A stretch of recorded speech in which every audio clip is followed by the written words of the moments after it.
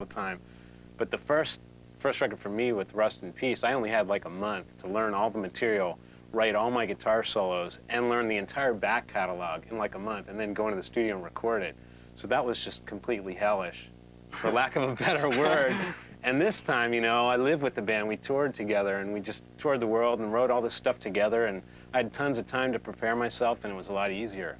Now, in Rust in Peace, was all the songs for that record already recorded? I mean, already written down before you joined the band? They were pretty much so written, you didn't get except to throw for in that much? Hangar 18 was written after I joined the band, but most of my contributions on that record was the solos. You know, I really thought them out for myself. So you did get to put in a little bit more I think so. ideas in this one. Yeah, Great. this time for sure. We're hanging out with Megadeth for the entire Headbangers Ball, and right now, the last video in Countdown to the Ball, it's the #1 video.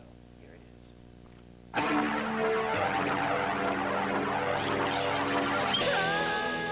That was the #1 video on Countdown to the Ball, and right now it's time for the Headbangers Ball.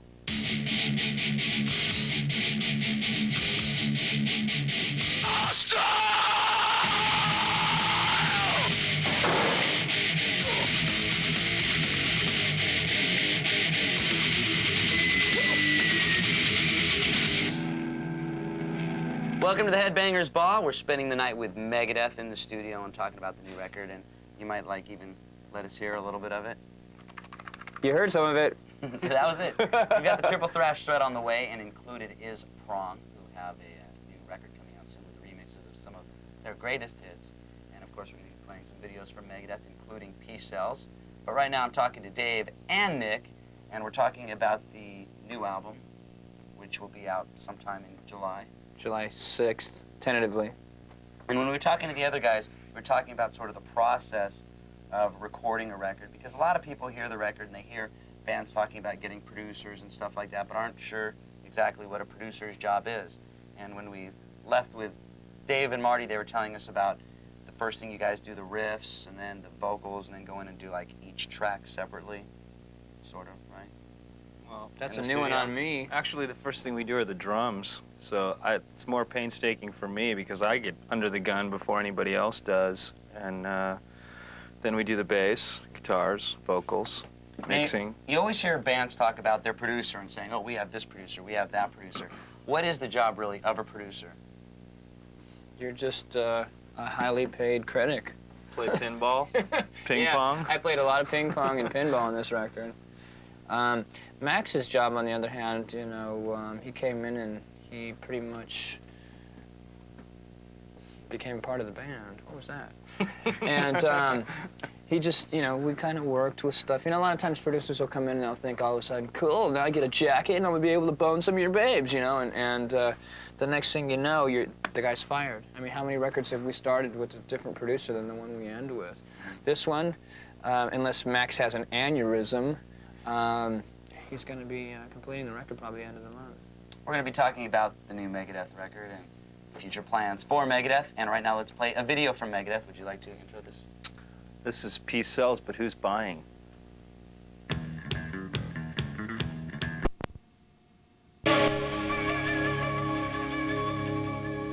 It's a Headbangers Ball. Just have something dried on there. Here with Megadeth.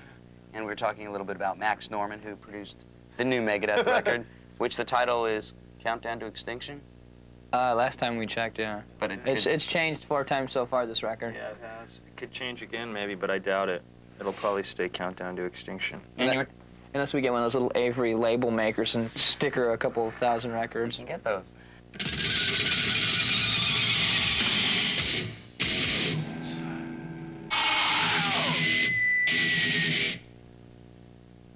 It is the Headbangers Ball, and we're here with Megadeth in the studio. And I want to ask you a question, Nick. Being a new member on the last album, and I asked Marty the same type of question, and going into the studio for the second album for you with Megadeth, did it feel a little bit different? Were you a little bit more relaxed? That you didn't have to prove yourself as much, or do you kind of always feel? Yeah, you know what? That goes without saying, you know, me being relaxed in the band now, but I think this album we were a lot more prepared coming into it. For me, the last one, I didn't have any songwriting on it, so it kind of, I'm not going to say that my heart wasn't into that album, but this one, I think I put 200% of myself into this record. in the making of it, the construction of the songs, and just everyone's contributed in this one. It's a very low pressure situation for us, for me too. And we're going to talk more about the record, and hopefully Dave will be playing us a little appetizer of it. But right now we've got a world premiere from Iron Maiden. Their new album is called Fear of the Dark, and this is a world premiere video from Iron Maiden, who you guys have played with before, right? Right. Iron Maiden fans. And maybe sometime in the future we'll play with them again. Here is Be Quick or Be Dead from Iron Maiden.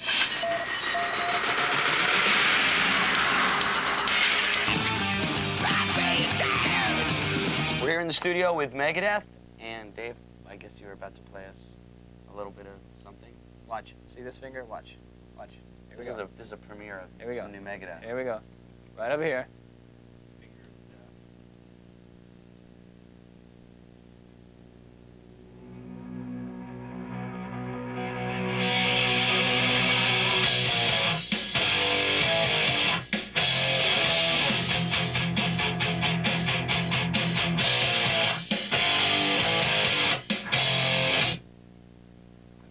That's We're it. gonna get to hear some of the vocal thing. Or...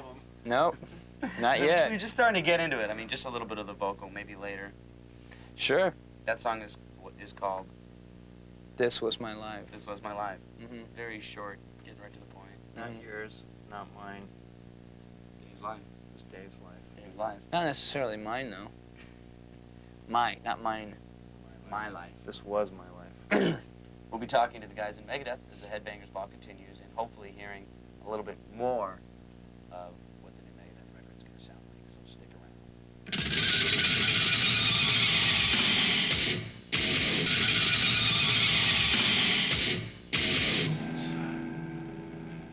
And right now it's the time in the Headbangers Ball where you, the viewer, get to participate. It's crank or yank time, and that's when we play a little bit of a video and you decide, did you love the video, which means you want to crank it, or do you hate the video, which means you want to yank it. And how apropos, tonight's video is from Love Hate. The song is Happy Hour.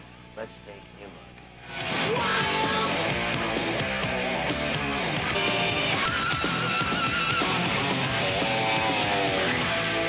Now, did you love it, meaning you want to crank it, or did you hate it, meaning you want to yank it? That's how crank or yank works, and the video is Happy Hour by Love Hate. The number to call is 1-900-370-0100. Each call costs only 50 cents, and the phone lines are going to be open for a little bit, so you should call now, and later on in the show, we're going to be playing the results and see whether you wanted to crank or yank Love Hate. And right now, let's play a video from Judas Priest, and we are going to be back with Megadeth. This is Painkiller.